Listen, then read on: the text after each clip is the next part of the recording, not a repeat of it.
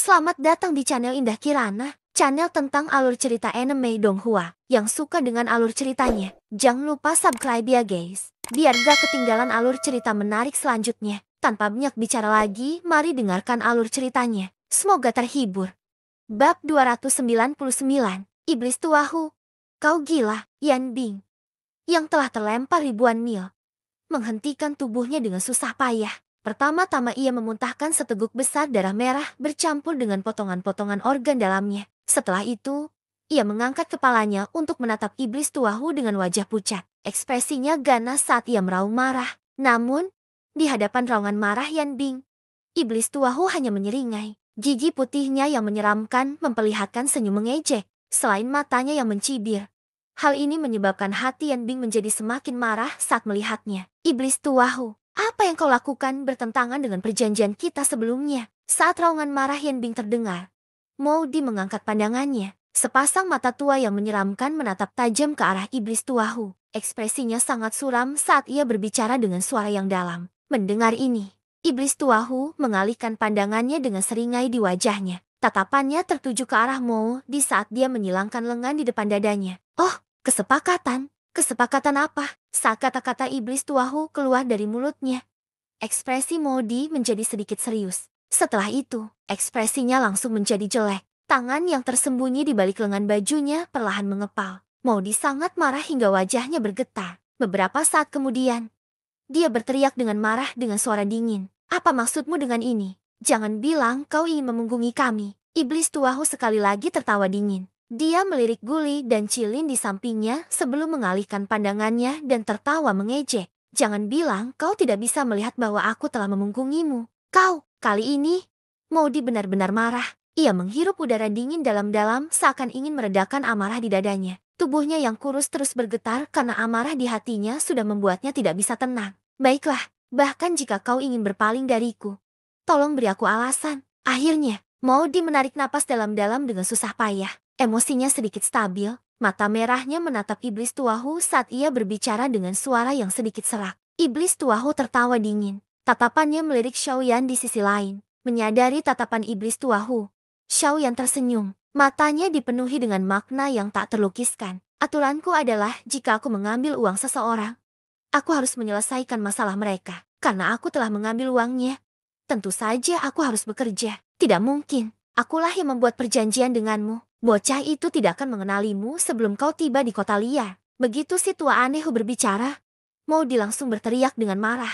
Memang benar ada perjanjian di antara kita. Namun, Tuan Yan Xiao telah menawarkan harga yang lebih tinggi. Selain itu, dia telah membayar upahnya. Sedangkan untuk Anda, tampaknya pil obat pada Anda telah digunakan untuk melelang undangan kolam petir itu. Maudi kehilangan kata-kata. Bagaimana dia bisa tahu bahwa akan ada orang seperti itu di pelelangan yang memiliki lebih banyak pil kelas kaisar daripada dia? Jika bukan karena alasan ini, dia tidak akan mengeluarkan 4 pil kelas kaisar yang dimilikinya. Yan Xiao, kamu lagi.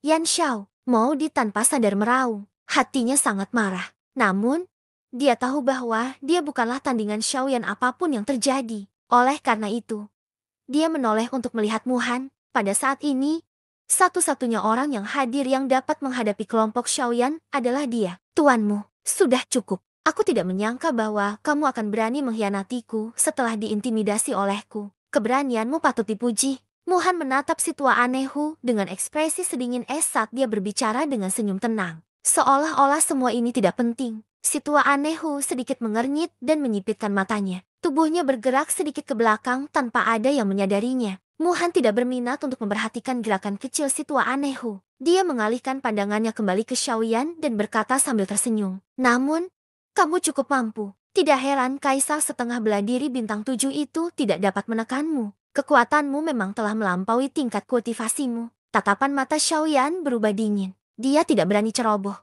Sebagai seorang kaisar bela diri setengah bintang 9, terlalu mudah bagi Muhan untuk menghadapinya. Meskipun dia memiliki langkah kepunahan langit, kekuatannya terbatas, dan dia tidak dapat melepaskan kekuatan sebenarnya dari langkah kepunahan langit. Oleh karena itu, dalam pertempuran yang akan datang, begitu Muhan menyerang, Xiaoyan harus bersiap untuk yang terburuk. Swoosh! Suara angin kencang yang pecah bergema. Ekspresi Xiaoyan langsung berubah serius. Tubuhnya bergerak dan dia hendak mundur. Namun, Ruang di depannya hancur dan Muhan muncul di depan Xiaoyan. Dia melambaikan tangannya dan mengirim serangan telapak tangan ke arah dada Xiaoyan. Melihat pemandangan ini, ekspresi Xiaoyan berubah serius. Dia tahu sudah terlambat baginya untuk menghindar. Dia hanya bisa dengan cepat mengedarkan doki di dalam tubuhnya dan mengumpulkannya di telapak tangannya. Dia dengan ganas menghadapi serangan telapak tangan yang datang secara langsung. HMP, kau melebih-lebihkan dirimu sendiri.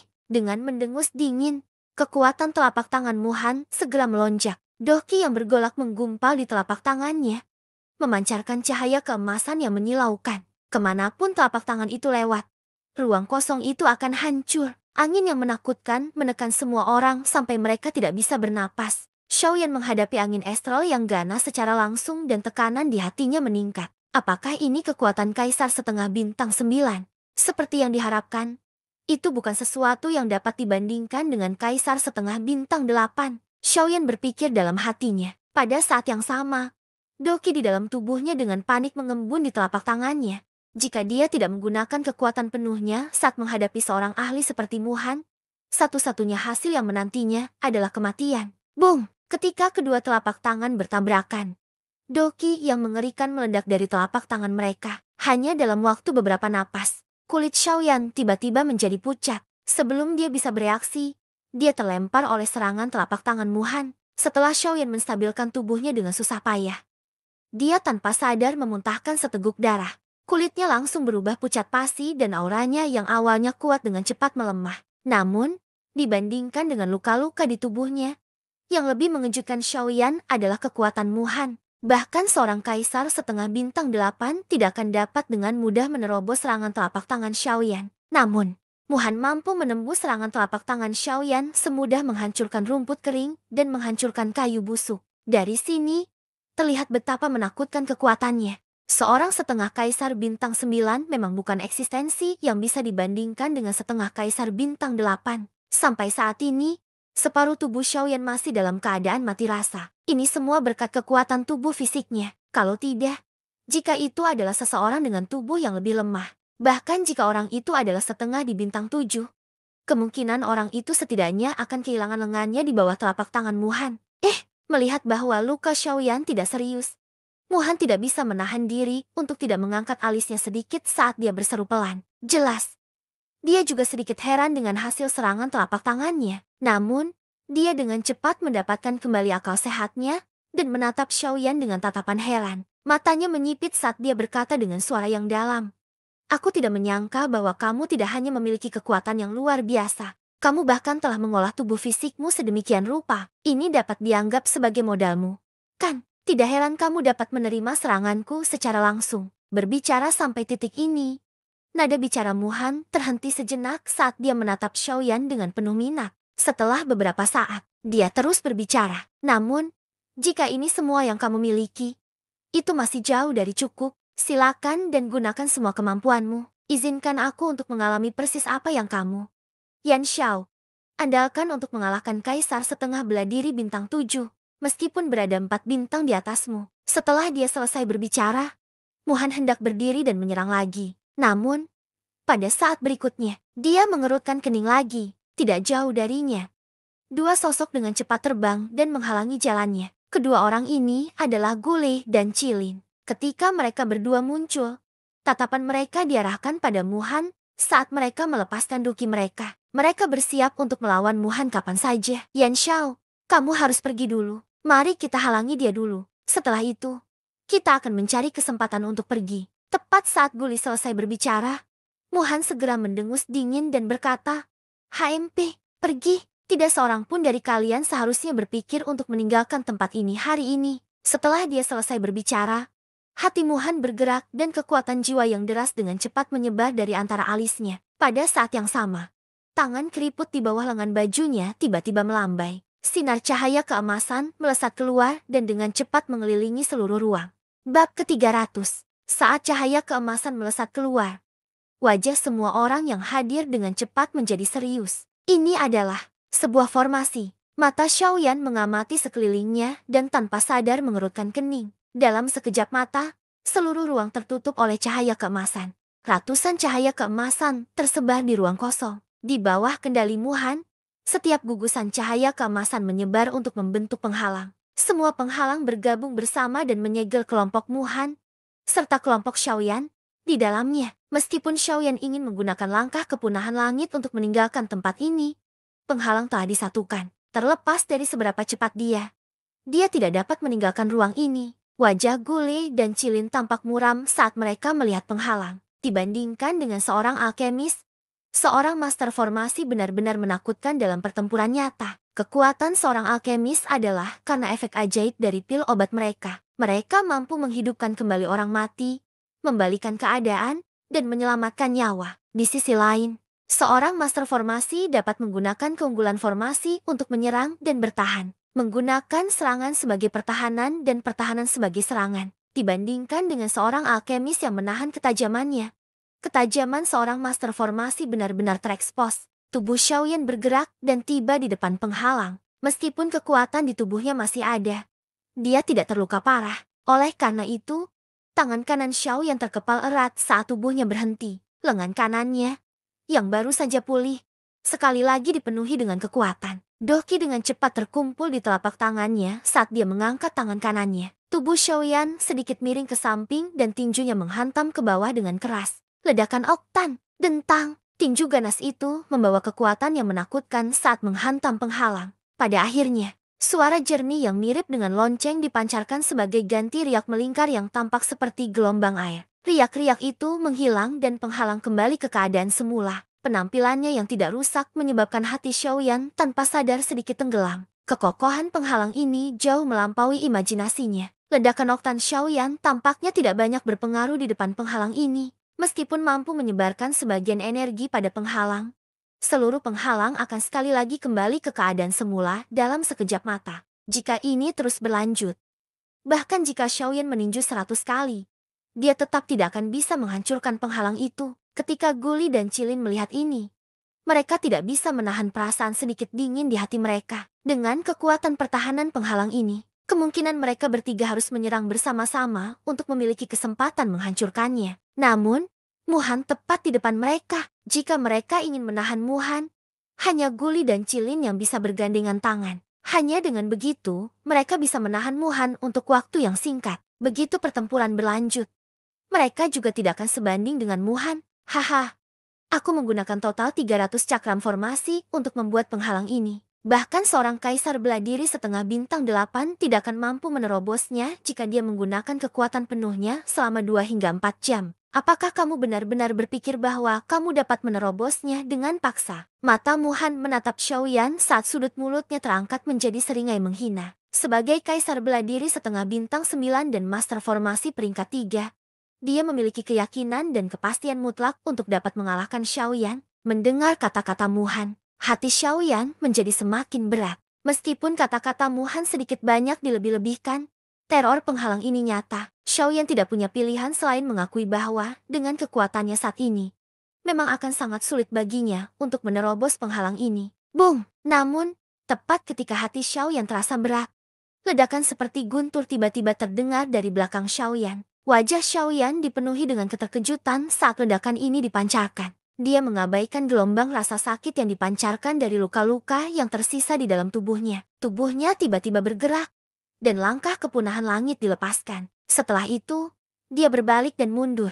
Namun, ketika Xiaoyan mengangkat kepalanya untuk melihat lokasi ledakan dengan ekspresi ketakutan, ekspresinya tidak bisa menahan diri untuk tidak menjadi tertegun di saat berikutnya. Di luar penghalang, ada seorang lelaki tua yang membentuk segel dengan kedua tangannya. Dalam kehampaan di depannya, sebuah jari besar yang memancarkan cahaya keemasan dengan cepat mengembun. Melihat tatapan Xiaoyan, lelaki tua itu langsung tertawa terbahak-bahak dan berkata, "Hahaha, aku sudah lama mendengar bahwa Xiaoyan sangat berbakat. Namun, aku sudah lama mendengar bahwa meskipun Tuan Yan Xiao terlihat sederhana, kekuatannya jauh melampaui kultivasinya." Orang tua ini masih tidak mempercayainya. Namun, setelah melihatnya hari ini, Tuan memang seekor naga di antara manusia. Hahaha, Tuan, Anda terlalu baik. Namun, saya heran mengapa Anda melakukan ini. Mendengar kata-kata pujian lelaki tua itu, Xiaoyan menangkupkan tangannya dan menjawab sambil tersenyum. Haha, lelaki tua ini juga orang yang mencintai bakat.